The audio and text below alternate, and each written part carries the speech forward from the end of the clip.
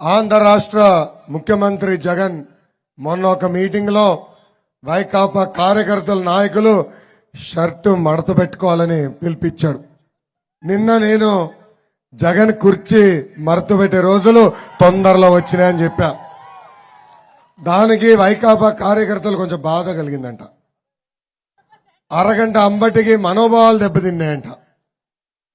అది కుర్చీ కాదు సింహాసనం అన్నాడు.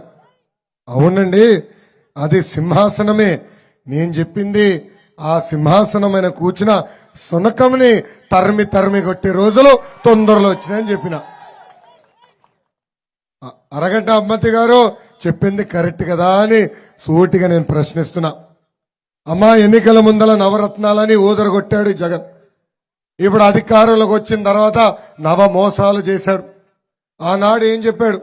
సంపూర్ణ మద్యపాన్ నిషేధం చేసిన తర్వాతనే మీ ఓట్లు అడుగుతా అన్నాడు. మద్యపాన్ నిషేధం చేశాడా తల్లి? చేశాడా? ఇప్పుడు ఏకంగా ఊరు కాదు కదా, వీధి వీధి మద్యం పారిస్తున్నారు. ప్రభుత్వమే దుకాణాలు పెడుతుంది, భూమి దుకాణాలు. అక్కడ ప్రభుత్వ ఉద్యోగస్తులు నియమిస్తారు. వాళ్ళకి టార్గెట్లు ఇచ్చి ఇన్ని లక్షల రూపాయలు ప్రతిరోజు మీరు అమ్మకాలు చేయాలంటారు. అది తట్టుకోలేక అక్కడ పనిచేసే సిబ్బంది ఆత్మహత్య కూడా చేసుకునే పరిస్థితికి ఈ రోజు వచ్చారు.